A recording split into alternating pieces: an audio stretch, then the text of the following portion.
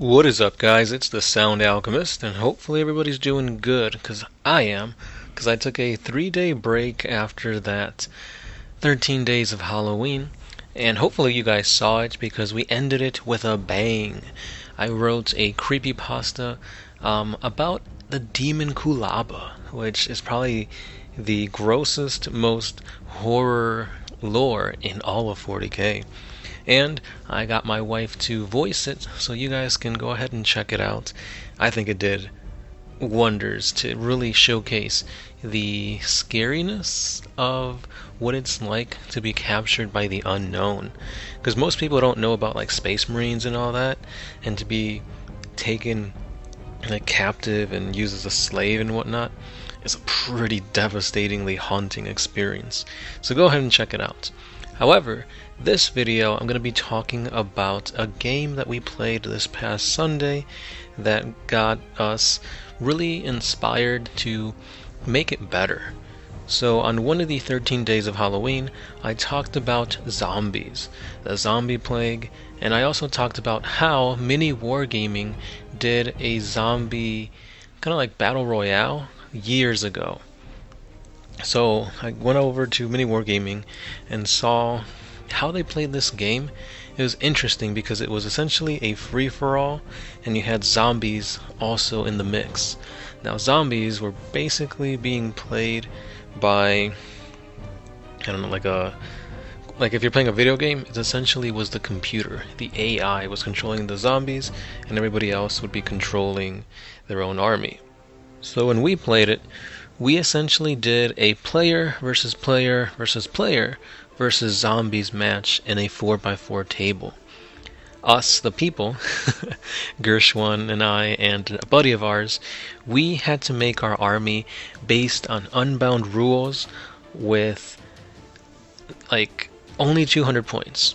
So essentially we're kind of borrowing rules from Kill Team, but still basing it on 9th edition 40k, whereas you don't have to use a whole squad. If you just want to bring one tactical Space Marine, go ahead and bring it. You just had to make sure that you were paying the points for it. And 200 points is not a lot. So basically what I ended up going with was a XV8 Crisis Battlesuit Commander, and I had like 6 or 7 drones supplementing him. So I gave him a missile pod, a plasma rifle, and a drone controller. So my idea with this army was to be very mobile, because I went with a custom sept, and I made my assault weapons be able to shoot an extra 4 inches, as well as my drones all got like an extra 4 inch to their movement. So drones were 12-inch movement, and I believe I think he was 10-inch movement for my commander, if I'm not mistaken. So that made me pretty mobile on a really small board. The drone controller would make their pulse carbines be able to shoot a little bit better, and I was also able to absorb wounds onto the drones through my savior protocols. So I thought, this should be a pretty good list. Gersh, he ended up making a little small kill team of Killicons. So he had 3 Killicons, and then he got the rest filled with Grots. And our last friend, he basically brought a conglomeration of Primaris Marines and assaults. I believe they were assaults, aggressors. So those were our armies, and basically we picked one model, could be any model, to be our warlord. And essentially we had to take out each other's warlord to score points. Besides that though, there was objectives. One objective on each of our deployment zones, and one smack dab in the middle of the board. So the game was all about trying to survive, but at the same time keeping your objective secure and trying to get slay the warlord on your opponents. Now to spice things up, we added zombies. So zombies were basically just poxwalkers that spawned in the middle of the board. We had a 10-man group for every player, so we had 3 10-man groups of zombies. And at first we made them move based on a scatter die, so basically a random movement, and that's how far they would move.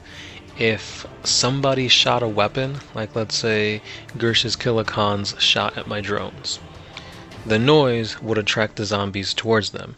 So instead of rolling the scatter die randomly, the poxwalkers, the zombies, would just try to assault the kilocons. That was an interesting concept because, I mean, it makes sense. Like, it sounds good and everything, but I think after a while, once everybody starts shooting, it's like, well, who do the zombies go to? And that's kind of where things got a little wishy-washy at the end. However, to make things even more spicy, just like in all battle royales, the map shrunk by 3 inches starting turn 2 all the way until the end of the game, which was only a 5-turn game. So, for turn 1, you still had the full 4x4. Starting on turn 2, that became 3 inches smaller, and then 3 inches, etc. So potentially, depending on where you put your objective marker, it could disappear and you would be unable to grab it.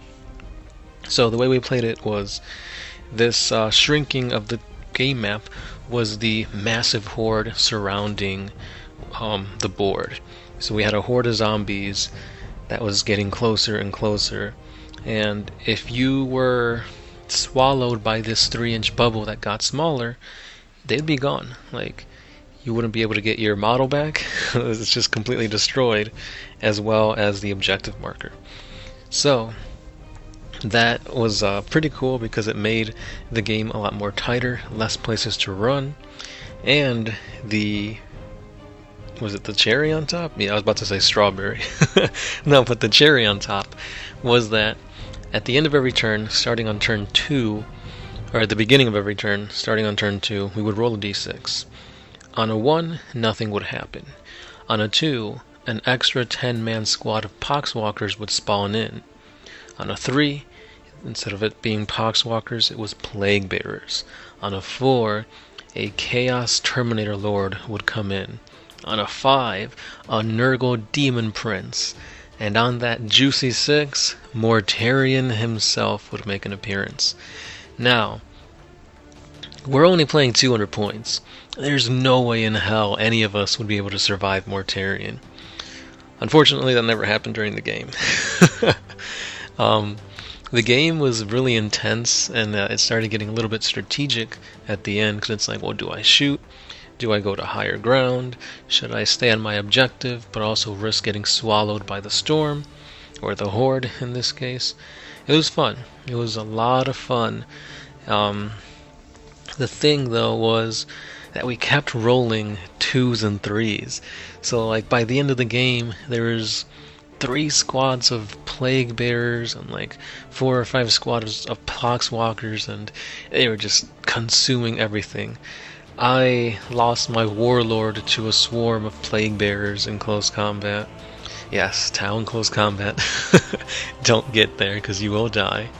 All of the Gretchen got eaten by poxwalkers, and the cool thing about poxwalkers is if they kill any infantry unit in close combat, they essentially get an extra poxwalker. So it's very thematic. There is zombie Gretchen getting spawned in, and at the end of the day, it was really, really fun. It's cool. The thing, though, was that at times we didn't know how the zombies should react, because again, it was kind of all 3 of us playing the zombie, but still trying to be impartial.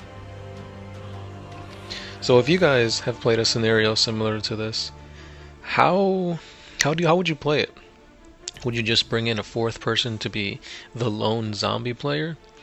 But then at the same time, like, they could just target like the orc player and just go all at him.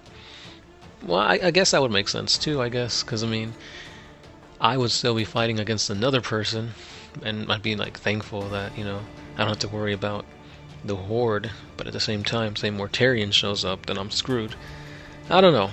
It was a very fun Halloween-themed battle, and I think we'll be playing other reiterations of this, because it was a lot of fun.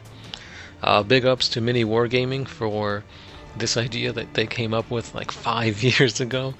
And yeah, it was really, really fun.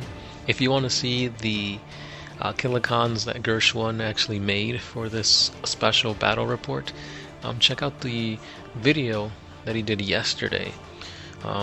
It's on the series Blessed is the Mind Too Small for Doubt. I think that's what it's called, where he basically showcases the part of the hobby that doesn't really have to do with lore. It's more about painting, converting, terrain, that kind of stuff. So give it a look-see. And yeah, that's all I got for today, guys. So hopefully you enjoyed this little retelling of an awesome zombie survival mode for your games of Warhammer 40k. And yeah, that's all I got for today. Stay safe, have fun, and if you guys want other topics for us to cover, let us know down in the comments. As always, this has been the Sound Alchemist, part of One Mind Syndicate, and I will be catching you guys in the next one. Peace.